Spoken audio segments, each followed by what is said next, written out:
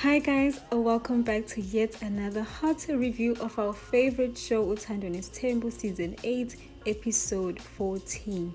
Now guys, I think this is what uMaNgwabe means mayethi umseleku uyena oqhathayo.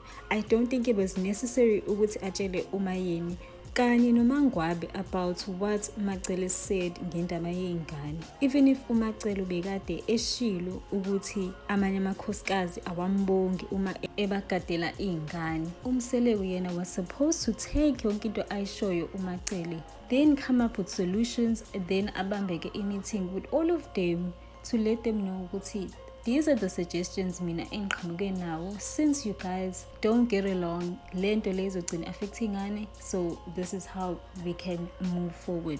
Then ezwe ukuthi bathini. Instead of taking into eshiwo uMacele njengoba injalo ahambe uyisa kuMayeni, obviously ngeke izihlale kahle kuMayeni, ngeke izihlale kahle kuMaNgwabe. Vele bona they're gonna get triggered ukuthi vele ke nje angifuni kwamina, so obviously ngenzama akayifuni. Obviously that wife is gonna vent to you as the husband, but akusho ukuthi nawe ke thatha ke exactly the same thing akutshele yona uyoyisho nje exactly the way they said it, yabo, ngoba ngeke izihlale kahle. Hi, but ke bakithi uMacele, if she thinks that she's gonna get validation and appreciation from the other wives abakhohlwe, because kwayena she is not innocent in this whole thing.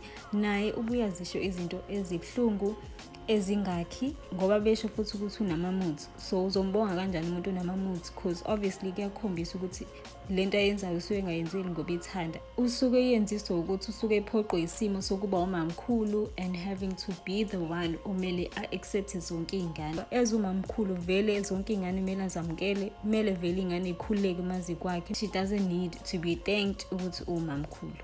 Then ke sibonile ke meeting between umseleku noMakhumalo. I absolutely loved how she handled their conversation bakithi.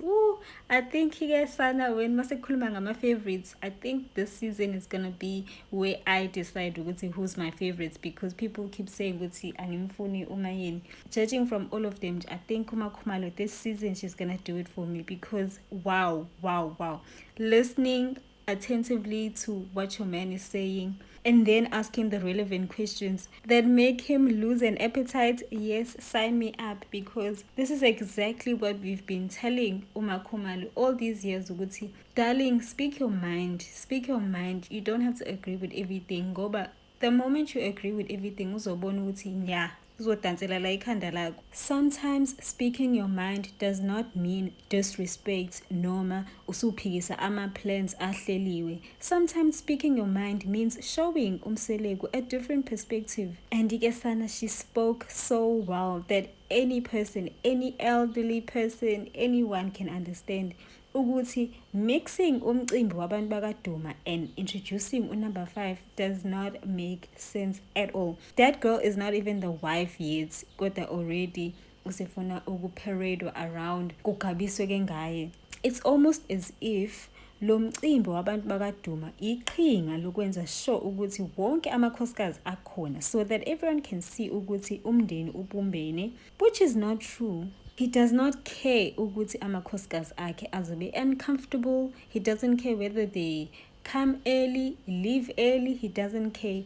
All he cares about is reclaiming his position as this great man who was able to do what a lot of men fail to do, which is to have as many wives as he can. If efuna umfaka nje unkosikazi uyamfaka yena ngisho noma kunzima kanjani. So funa nje leso sithombe sifake sokuthi bonke amakhosikazi are here, everyone can see I'm this great man.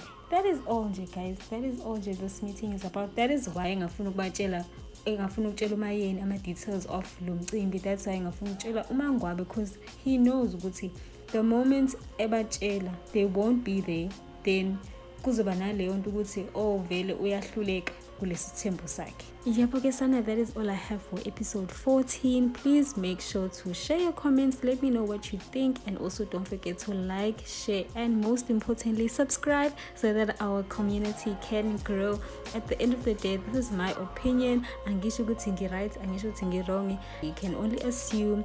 So nje please comment with respect, but as always ngiyabonga uthando ne-support. Ngizobona kulelandelayo. Bye guys.